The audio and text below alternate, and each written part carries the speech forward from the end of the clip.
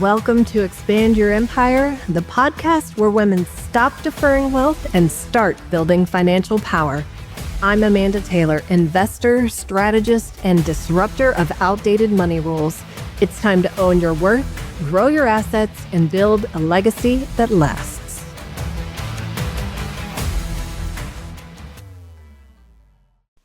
Hey, welcome back, Empire Builders. We are a couple weeks into January 2026 here. How are we doing? We're talking about wealth building. Last week we talked about the actual tactical strategies. We got to build wealth. We got to own assets. We got to quit earning, start owning, buy back our time.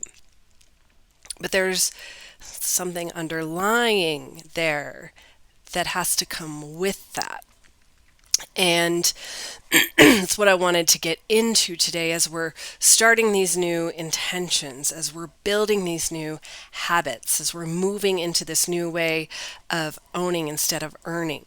There's a question I ask women when we start working together, and the pause that follows tells me everything I need to know. The question is simple. What do you actually want your wealth to do for you? And almost every time there is this moment of silence, not because they don't know, but because they're editing themselves in real time. They're running a calculation. Is this answer too much or too selfish or too ambitious? And they say, I never want to worry about money again. But what comes out is I just want to feel secure. Or they want to say, I want to build generational wealth and change what's possible for my family. But what comes out is, I just want to be comfortable. Or they want to say, I want fuck you money. But then they don't, because good women don't say that. But here's what I've learned after working with high earning women. The biggest barrier to building wealth isn't knowledge. It's not necessarily strategy. It's not even money. The first one is permission. You're waiting for permission to want what you want. Permission to invest aggressively. Permission to prioritize your wealth without guilt. Permission to build something big without apologizing for it. And that permission, no one is coming to give it to you. So let's talk today about how to give it to yourself. Let me tell you about a tax you're paying that never shows up on any form. I'm going to call it the good girl tax, and it is costing you a fortune. Here's how it works. You've been taught your entire life to be responsible with money, to save and not spend, to be careful, not risky, to be modest and not greedy. And those lessons served you well when you were building your foundation. Maybe they kept you out of debt. Maybe they helped you build your first safety net, or they made you financially stable. But now they're keeping you broke. We talked about this last week because at $500K, being responsible often means being too conservative. And being careful can cause you to miss opportunities. And being modest means staying smaller than your capacity. That good girl tax shows up everywhere. Maybe you keep too much in cash because it feels safe, even though inflation is eating it alive. You hesitate on investments because you don't want to seem greedy or risk losing what you have. Or you delay building wealth because you're supposed to take care of everyone else first, your kids, your parents, your business, your team. So you downplay your financial goals because you don't want to sound materialistic or shallow. And underneath all of this persistent feeling is wanting more makes me bad. So let me be really clear about something. Wanting to build wealth does not make you greedy, it makes you strategic. Investing aggressively with money you can afford to invest is not reckless, it is intelligent. And prioritizing your financial future is not selfish, it is necessary. But we have been conditioned to believe that women who want wealth are somehow morally suspect, that there's something wrong with us if we're not content with enough. Here's what I want you to understand. The world benefits from you staying small financially. Your people-pleasing keeps you conservative. Your guilt keeps you cautious. Your desire to be good keeps you from building the kind of wealth that would give you real power. That is not accident. That is a feature. And it's costing you millions. So let's talk about the invisible inheritance you're carrying. You didn't just inherit genes and trauma and your grandmother's cheekbones. You inherited stories about money, about what women like you are supposed to do with it, about what's appropriate to want. And those stories are running your financial decisions whether you realize it or not. Maybe you inherited the story that you have to work hard for every dollar, that easy money isn't real money, that if you're not exhausted, you're not earning it right. So you won't let yourself build passive income or invest in opportunities that don't require your active involvement because that feels like cheating. Or maybe you inherited the story that wanting wealth means you're materialistic, that good people don't focus on money, that caring about financial growth makes you shallow. So you feel guilty. Every time you check your portfolio or get excited about an investment, you have to apologize for wanting more. Maybe you inherited the story that it is your job to take care of everyone else first, that your money should go to your kids' education, your aging parents, your community, your causes, that there will be time for you later. So you keep delaying your own wealth building while everyone else's needs get funded first. Maybe you inherited the story that women who have money are threatening. Wealth makes you less relatable, that if you become too successful, you'll lose connection with the people you love. So you keep yourself small to keep everyone comfortable. Here's the truth. Those stories were handed to you. You didn't choose them, and they are not serving you anymore. The woman who taught you that money is scary, she didn't have the opportunities that you have. The culture that taught you to be modest about your ambitions, it benefits from your silence. And the voice that tells you that wanting wealth is greedy, it doesn't have to live your life or fund your future. You get to write a different story. One where building wealth is not only acceptable, but necessary. Where wanting financial power is not selfish, but strategic. And prioritizing your financial future isn't greedy, it is responsible. But first you have to see the old stories for what they are. Someone else's fear that you are still carrying. Here's something nobody warned you about. The more money you make, the more guilty you're going to feel about wanting more. I see this constantly with women earning, over 500K. They hit this income level and instead of feeling empowered, they feel guilty.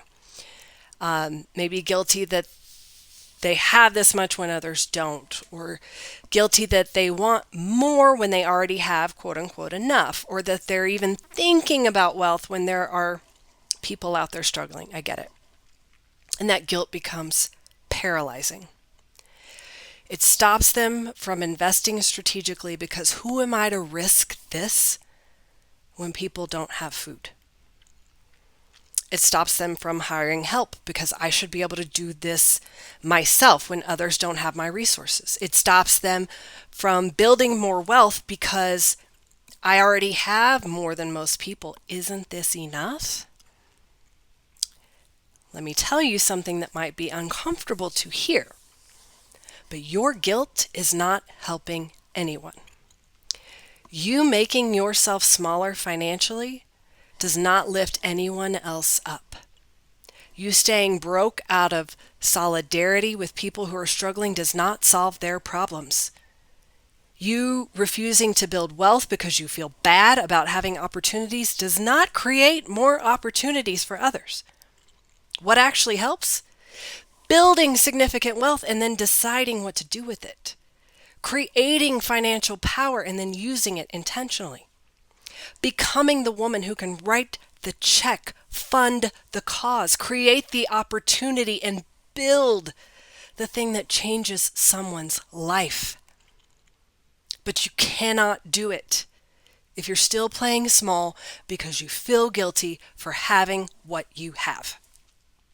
Your guilt is not generosity. It is self-sabotage dressed up as virtue. And here's the deeper truth. The guilt isn't really about other people. It's about you giving yourself permission to want what you want without judgment. It's easier to say, I can't build more wealth because that would be selfish, than to say, I'm scared of what building real wealth will require me to become. So let's talk about that. But before we get into what building wealth requires you to become, we need to talk about what's stopping you from even getting there. And it's not just guilt. We've all heard it. We talk about it every day. It's imposter syndrome. That voice in your head that says, who am I to charge this much? Or I just got lucky. Or I'm not really qualified to be here. I've done it. Let me tell you what that voice is actually costing you. Millions. Not hypothetically, actually. Every time you undercharge because you don't feel worth it, that is money you are leaving on the table. And every time you don't negotiate your salary or your rates because you're afraid maybe they'll realize you're not that good, that's wealth you're not building. And every time you downplay your expertise or apologize for your prices, you're literally taxing yourself. We talked about the good girl tax. I call this the imposter tax. And high-achieving women pay it constantly. So here's what it looks like in real numbers. You're billing at $300 an hour. When your expertise and results justify $500 an hour, that's a $200 difference across just 20 billable hours a week. That's $208,000 a year you're not making. Over a decade, that's $2 million in lost income before we even factor what that money could have grown into if you'd invested it. Or let's say you're in a corporate role, you're making $400K and you don't negotiate your compensation package because you feel lucky to even be there. Meanwhile, the man sitting next to you, he negotiated and he's making $475K. That $75K gap over a 10-year career, that's $750,000 you didn't make. And again, that's not even counting the compounding effect of money invested over time. Or you're a business owner and you're not raising your prices because you're worried people will leave. So you stay at rates that you set 3 years ago. While your costs have gone up, your expertise has deepened, and your results have gotten better. That gap between what you charge and what you're worth, that is the imposter tax. And it gets worse. Because it's not just about the money you're not making today. It is about the wealth you're not building over time. Every dollar you don't earn because you undervalue yourself is a dollar that's not going into investments. It's not compounding. It's not growing. And it's not building the wealth that would give you options. The imposter tax doesn't just cost you income. It costs you freedom. And here's what I need you to understand. Imposter syndrome, it's not a personality trait. It's not evidence that you're actually not good enough. It is a learned behavior that keeps you small, that keeps me small. It is particularly insidious for women because we're conditioned to undervalue ourselves, to be modest, to not be too much, to wait to be asked. instead of asking ourselves. So we charge less than we're worth and we call it being reasonable. We don't negotiate and we call it being grateful. We apologize for our prices and call it being humble. But here's the truth. The world is happy to pay you exactly what you ask for. If you ask for less because you don't believe you're worth more, that's what you'll get. Your imposter syndrome is not protecting you. It is costing you millions. And until you give yourself permission to charge what you're actually worth, to negotiate like you belong there, to price your value accurately, you will never get to build the wealth that you are truly capable of building. So the first step to building wealth unapologetically is believing that you're worth what you're worth. Not waiting until you feel ready, not waiting until you're perfect, not waiting until someone else validates you. It's deciding right now that your expertise and your time and your results have value and pricing yourself accordingly. Because every day you wait is another day that you're paying that imposter tax. Building wealth unapologetically is going to require you to change. Not your values, not your character, but your identity. How you see yourself and what you're willing to claim. And I think that's what we're all actually afraid of, right? We're going to have to become a woman who says no without guilt, who prioritizes her financial future even if it disappoints people, and who makes decisions based on strategy, not approval. We're going to have to become visible. Wealthy women stand out. They get noticed. Maybe they get criticized and they get judged. But you can't build significant wealth and stay invisible. We're going to have to take up space, not just in rooms, but in conversations and in decisions in your own life. We have to stop making ourselves small to keep everyone else comfortable. We're going to have to become women who own their ambition. We don't apologize for wanting more, who don't downplay our successes and deflect compliments or attribute our wealth to luck. We're going to have to get comfortable with other people's discomfort, and some people will be threatened by your wealth. Some will judge you, some will pull away, and you're going to have to be okay with that. You are going to have to trust yourself with power, because that's what wealth is, power. The power to make choices, the power to say no, the power to create change. And if you don't trust yourself with that, you'll sabotage yourself before you ever get there. This is the real work of building wealth, not the strategy, not the tactics. It's the internal shift from the woman who waits for permission to the woman who gives it to herself. And I know that shift is uncomfortable.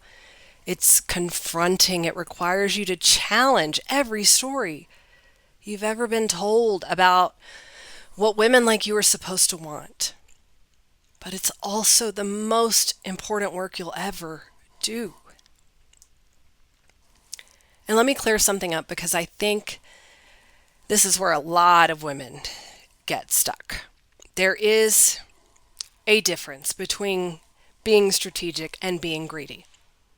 And you need to know where that line is so you can stop confusing the two. Greedy is wanting more for the sake of more.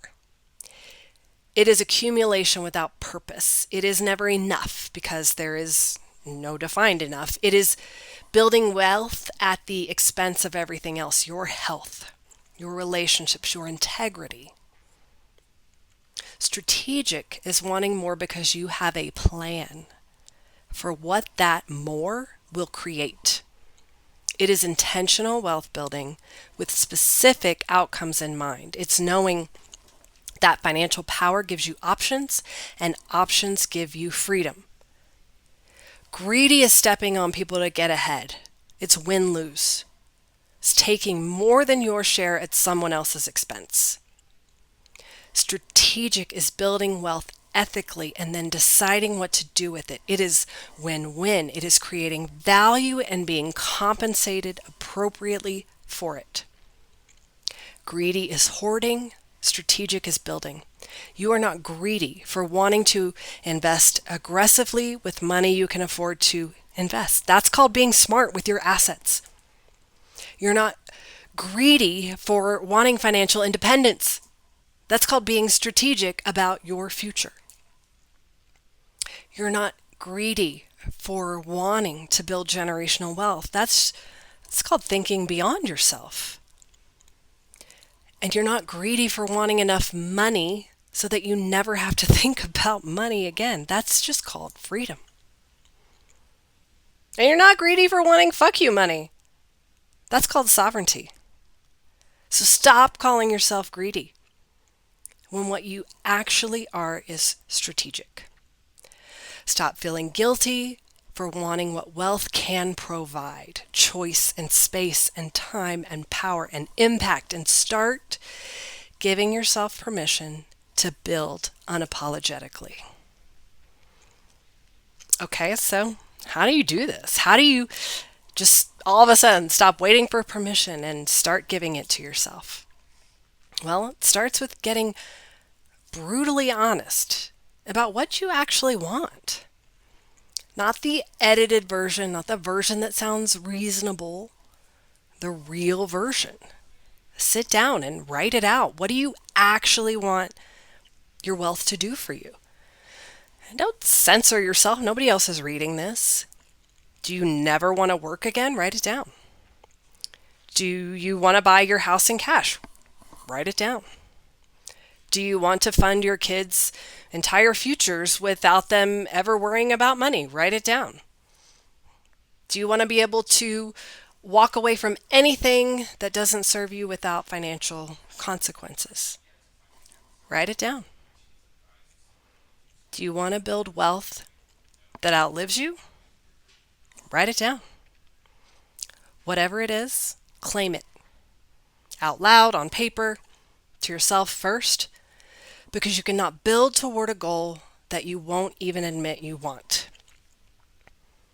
Then you need to separate your worth from your wealth. You are not a better person because you stay small financially. You are not a worse person because you want more.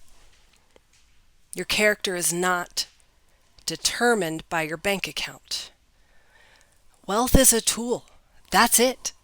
It's not a moral statement. It's not evidence of your goodness or lack thereof. It's a resource that gives you options. Stop attaching morality to your desire for wealth and start seeing it as strategy.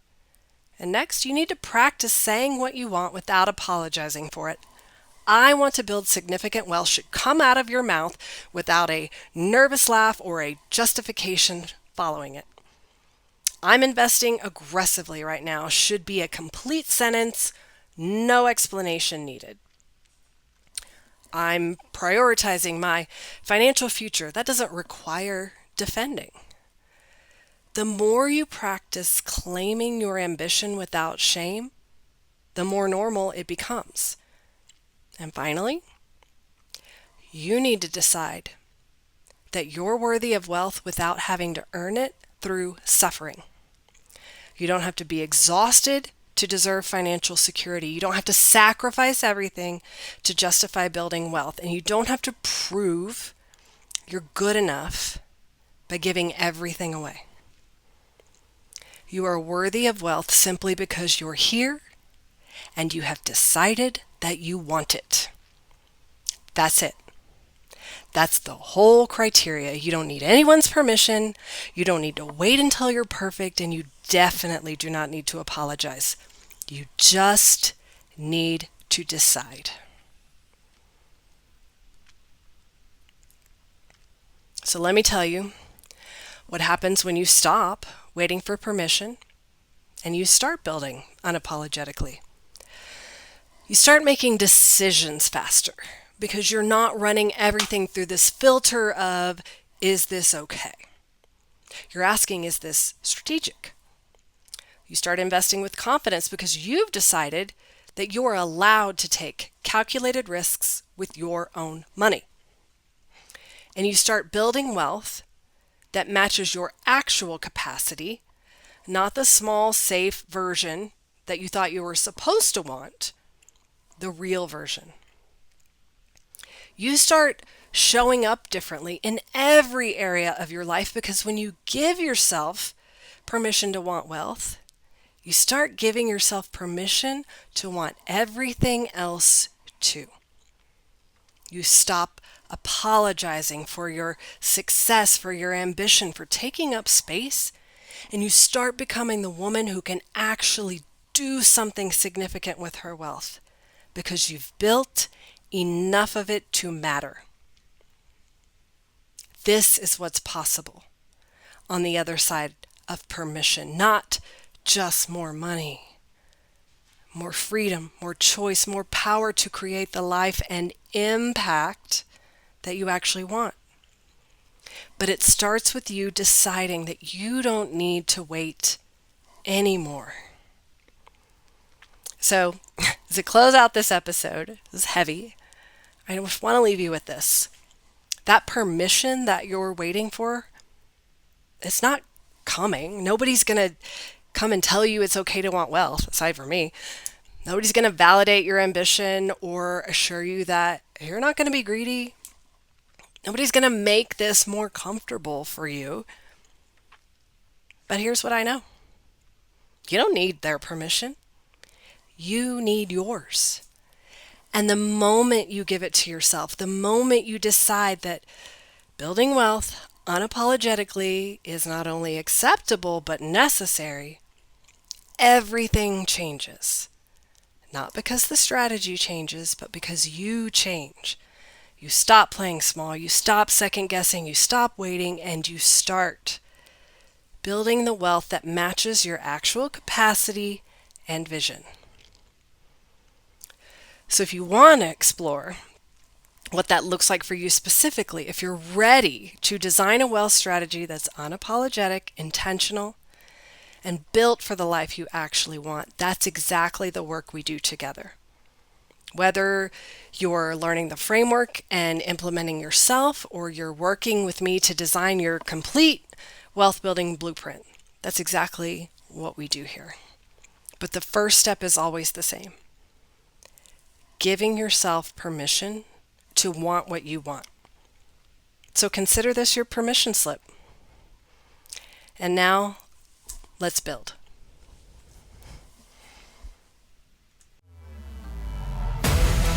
If this lit something up, share it, review it, and get in the room.